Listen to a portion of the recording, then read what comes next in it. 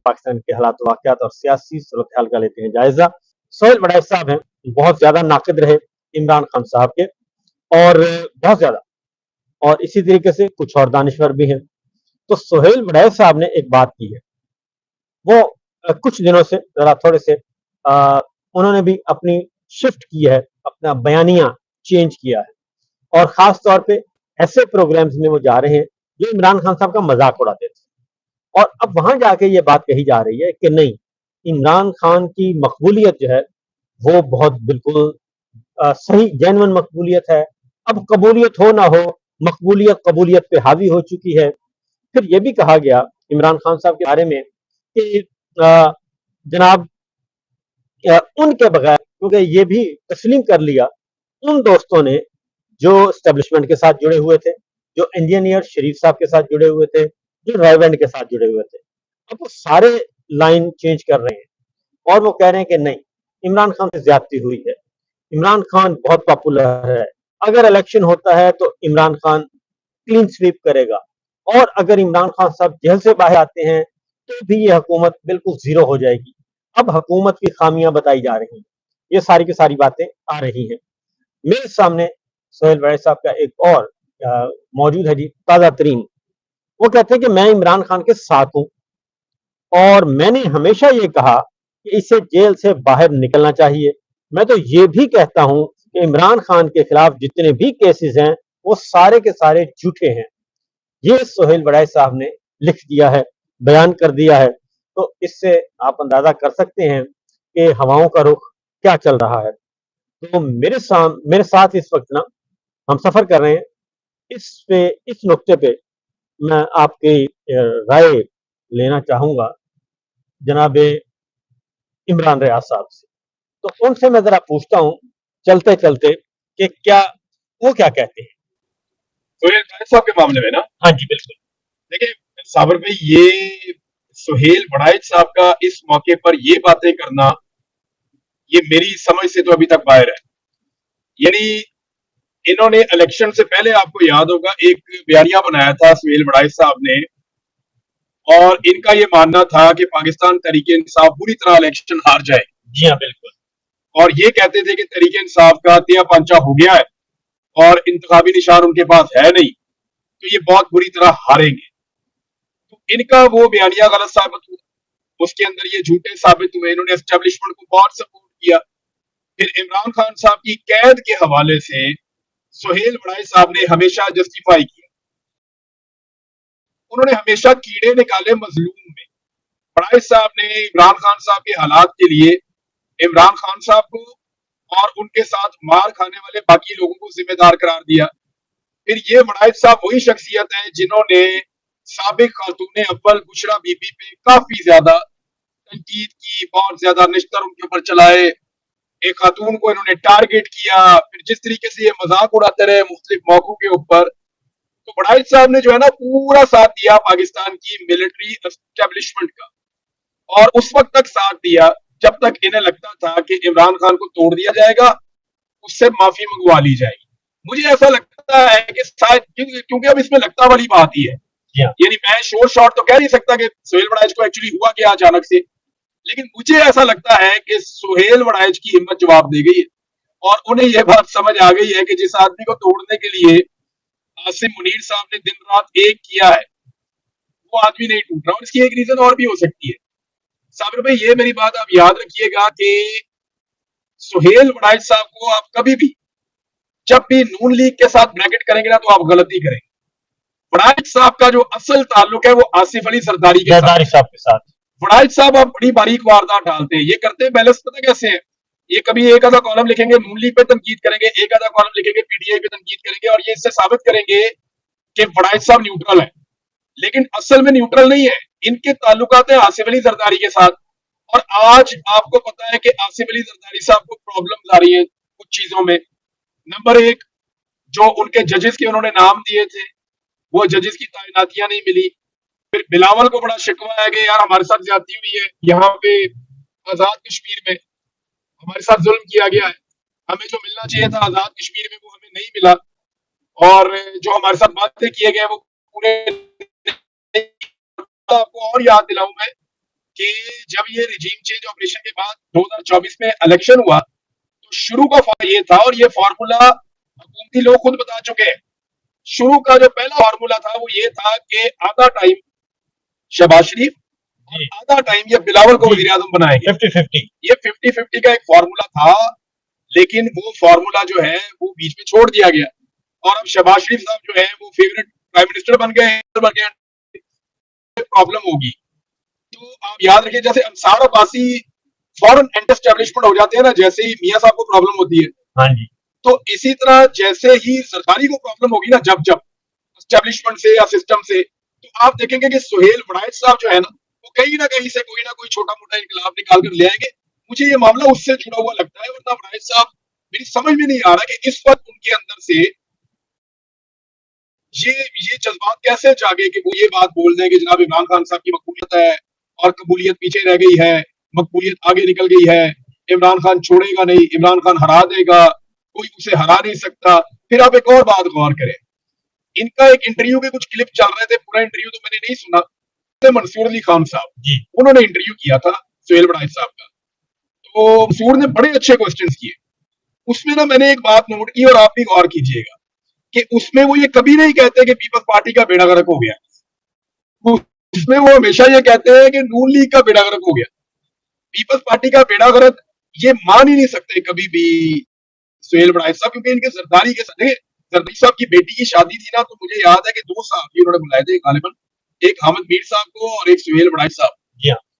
जो उनके और बहुत करीबी लोग भी हैं। चलिए मैं आपको बता देता हूँ कि आज ये पुलवशा बहराम ने कहा है कि धांधली से कश्मीर में हुकूमत बनाएंगे तो हुकूमत के नेफे में पिस्तौल चल जाएगा।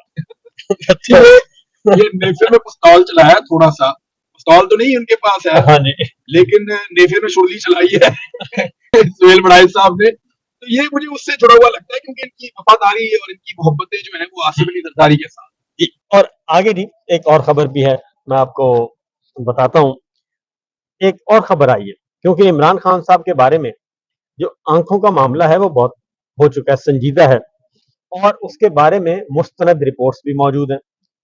अब उस्मा बुखारी हैं और उन्होंने क्या कहा है, उन्होंने कहा है कि इमरान खान की नजर 30-35 साल के लड़कों से भी अच्छी है, और अब ये उसको भी कह रहे हैं कि जनाब ये तो मामला ठीक नहीं है। पीपल्स पार्टी की अब एक और बात सुन लें, हसन मुर्तजा साहब हैं कि पंजाब खवातीन की हुक्मरानी में चल रहा है, अगर वो अपनी जेंडर का दिफा नहीं कर सकते तो दूसरों का कोई पुरसाने हाल नहीं होगा।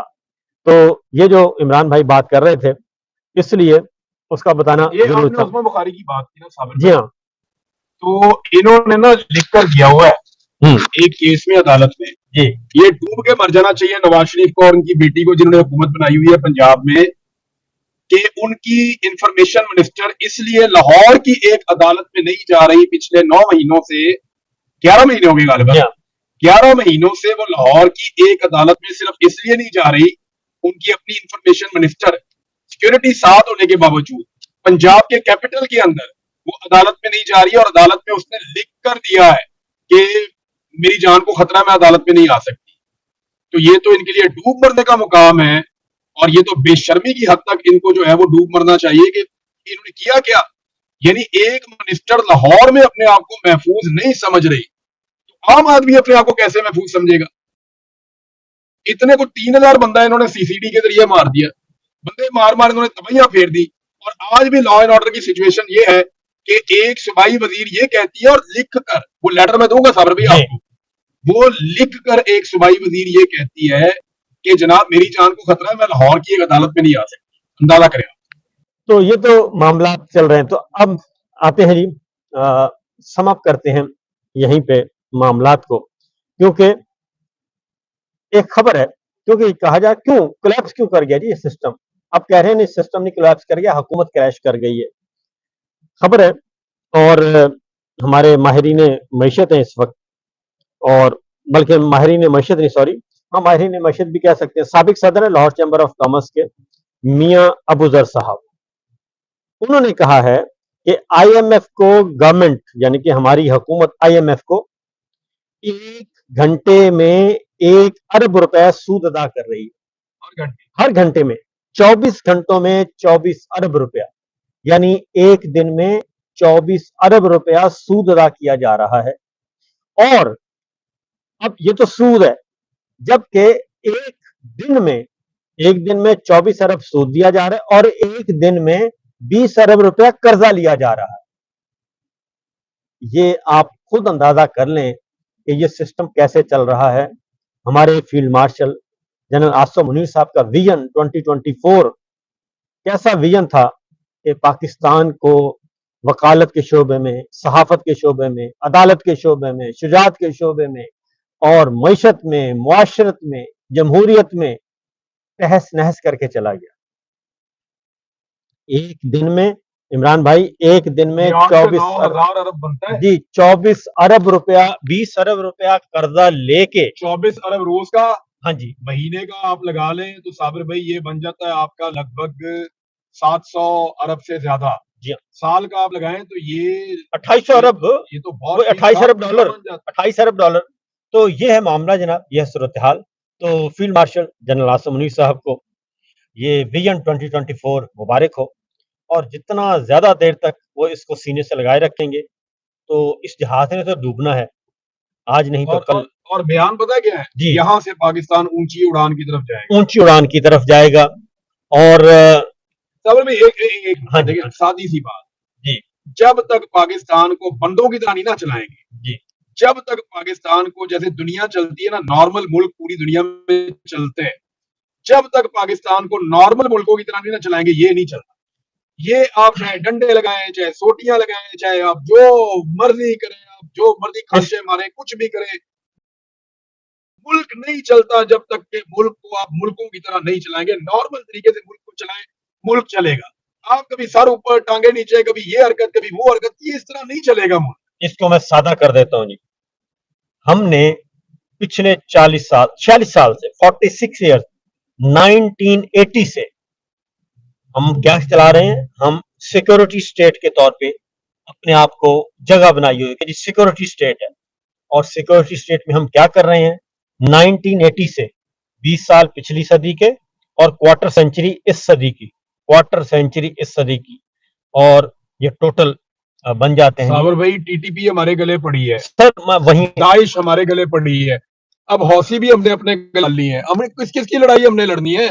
पहले अमेरिका के लिए हम 10 किस्म की दहशतगर्द तंजीमों से लड़े हैं, अब हम गल्फ में जाएंगे, वहां अरबों के लिए हम और दहशतगर्द तंजीमों से लड़ेंगे। ये सारी दहशतगर्द तंजीमों से लड़ने का ठेका हमने उठाया हुआ है, हमारे बच्चे शहीद होंगे हर जगह पे। देखें, ये ख्वाजा आसिफ ने कह दिया था कि ये दहशतगर्दों के खिलाफ ये इत्तेहाद बना है और दहशतगर्दी से पाकिस्तान मुतासिर है। आपको क्या लगता है कि ये जो टीटीपी है इससे लड़ने के लिए तुर्की के या सऊदी अरब के फौजी यहाँ पे आएंगे? बिल्कुल नहीं, तो फिर हम ही जाएंगे ना। तो ये बात है, सिक्योरिटी स्टेट से हटकर हम इकोनॉमी स्टेट की तरफ आ जाए। बिल्कुल ठीक है ना जी, ये इस तरफ आए और जिए एक नॉर्मल, जो इमरान भाई बात कर रहे थे, एक नॉर्मल स्टेट की तरह। हमने आज तक क्या बेचा है, हमने बेचा जिहाद। हमने जिहाद के नाम पे कभी कभी दहशतगर्दी के खिलाफ जंगों में कभी एक के इत्तेहादी, कभी दूसरे के इत्तेहादी, कभी तीसरे के इत्तेहादी। तो जब तक हम अपने आप को नॉर्मल स्टेट की तरफ नहीं लेके जाएंगे, और इमरान खान ने जो पेपर डॉक्यूमेंट तैयार किया था सबने मिलकर कि हम सिक्योरिटी स्टेट से निकलें और इकोनॉमी स्टेट की तरफ जाएं। 70 साल से हम लड़ रहे हैं, 70 साल कौन सा इलाका हमने फतह किया? हमने तो बल्कि फतह तो क्या करना है, हमने लूज किए हैं। तो 70 साल से फिर लड़ क्यों रहे? इतनी लड़ने की प्रैक्टिस दुनिया में किसी की नहीं है जितना हम लड़ पड़े। हमने लड़ लड़ के मत मारी गई हमारी। हमने कौन सा इलाका फतह किया है?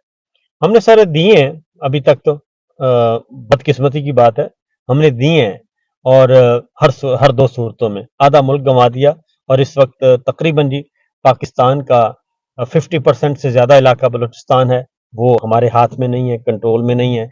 कश्मीर में हमने खून की होली खेली है, और खैबर पख्तूनख्वा का हम तिया पांचा करने वाले हैं, और सिर्फ एक पंजाब बचता है। पंजाब में सीसीडी और उन्होंने जो की है, तबाही मचाई है, ये सारी चीजें हैं। तो बाकी इंशाल्लाह अगले व्लॉग में करेंगे। फिल वक्त यहाँ से इजाजत चाहते हैं। अल्लाह हाफिज।